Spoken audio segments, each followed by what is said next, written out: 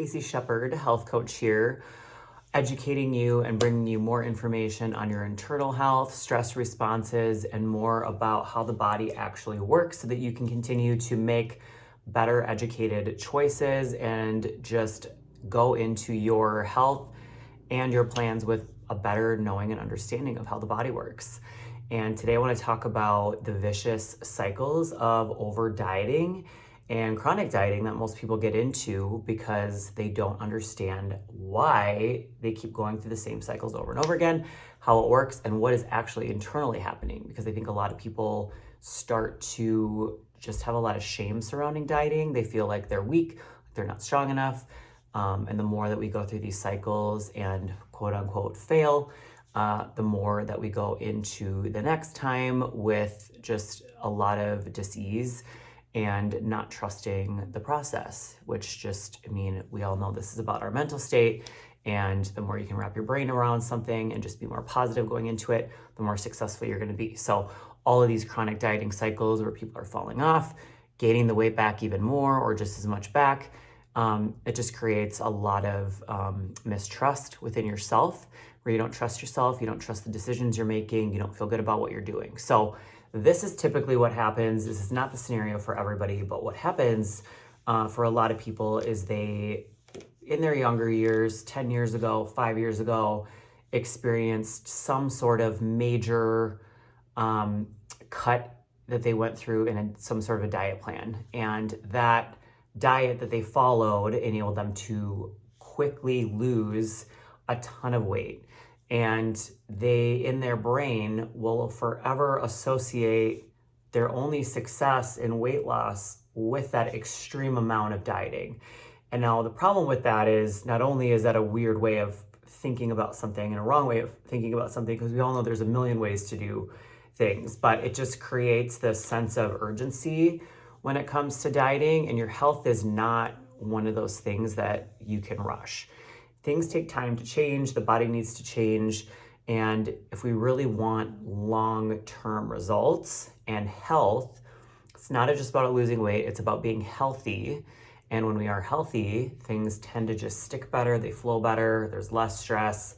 We're gonna have those results for long term. Now, the majority of people don't care. They go into the process just saying, oh, I just want to lose this weight. If I could just lose this weight, I will keep it off. I just want to be motivated from the get-go. If I could just lose 10 pounds, I could keep it going. But the reality is that ability to keep that weight off after you've already begun that extreme dieting is going to be pretty low. Most people will slash tons of calories, completely take out their carbohydrates, and it may or may not help them lose a lot of weight right off the bat, but then we're going to get into all these metabolic issues. Thyroid hormone production goes down because we need glucose and carbohydrates to convert T4 into T3 in our thyroid. We get this huge stress response because if our body's not getting what it needs, it doesn't have the proper amount of fuel, our cortisol levels go up, stress levels go up. That's going to create a lot of extra belly fat. It's going to put people into this state of stress and holding. Most people after a certain age are not going to respond well to stress, and the body needs to feel safe in order to lose the weight. If we're in this state of stress and fight or flight, the body's going to say, hold up, we need to just keep everything here. We can't slash these calories because we don't know what's going to happen. And when you really get into studying the nervous system, you see how this all works and why, when people aren't eating and they're stressed, a lot of these people are gaining weight because not only will it put the body into this state of holding and fight or flight and stress, but it's impacting the hormonal side as well, through the thyroid, through the adrenals. Whenever we have high levels of stress, especially in women, our progesterone levels go down, shuts off our progesterone receptors. Now we start getting hormonal imbalances. The progesterone's not pumping, so it's not feeding into the thyroid hormone.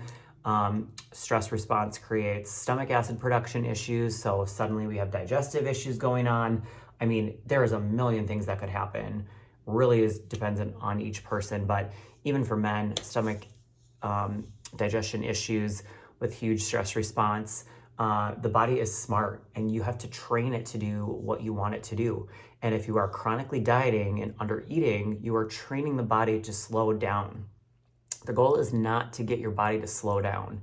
And people who just say calories in versus calories out, you just got to clean up your diet, it's not always that simple. So if I start with somebody who's eating 1 or 2 meals a day, even if they're crappy meals and getting in high calories, the body is in this weird cycle of like holding and not burning and not getting in proper nutrients and poor meal plan timing. And I see a lot of insulin issues with blood sugar dysregulation where we have high A1C levels, or the body's pumping out too much insulin in response to the carbs because the meal timing or lack of protein intake.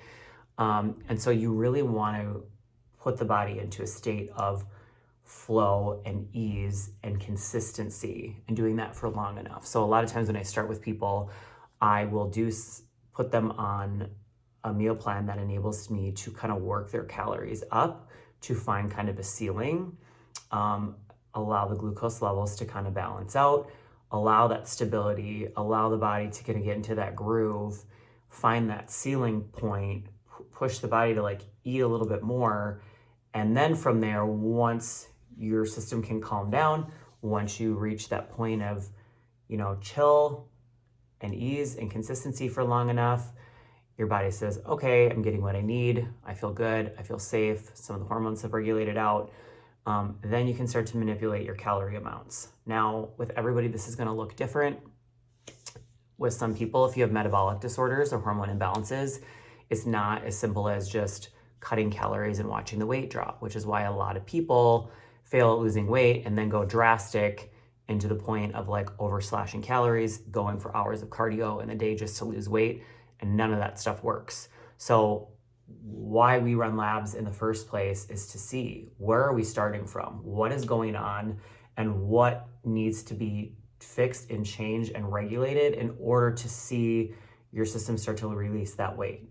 And once you get to the point of figuring out some of that stuff, you decide, where do we need to start your system calorie-wise?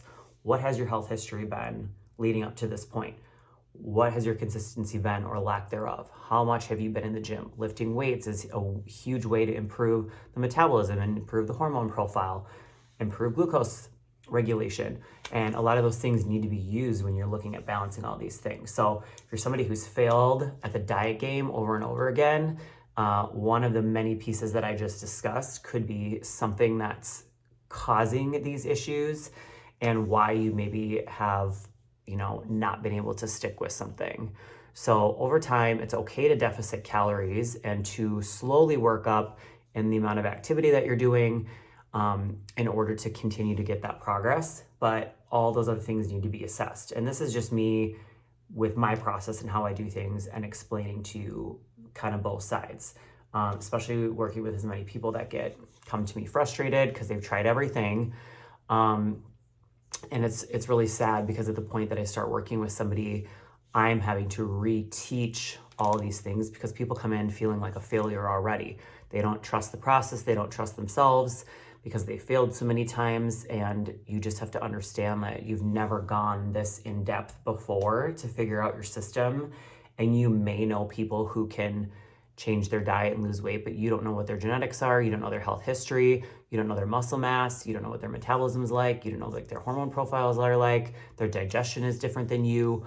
All of those things play such a huge role in your ability to get results. But the good thing is over time with consistency and getting the proper things into your system, the better it will be. Because even personally for me, years back when I was in the midst of my healing journey, I was 30 to 40 pounds more than I am now.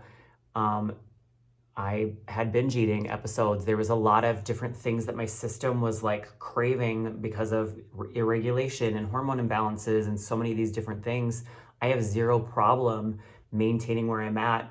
I work out the least I've ever worked out in my life. I'm just very consistent with getting my food intake in and knowing what supplements I need to kind of keep my body in a really good feeling and balanced place. So I work with clients like this all over the US, helping them figure out their bodies more, regulating their systems, and finally getting the results that they've never been able to get before.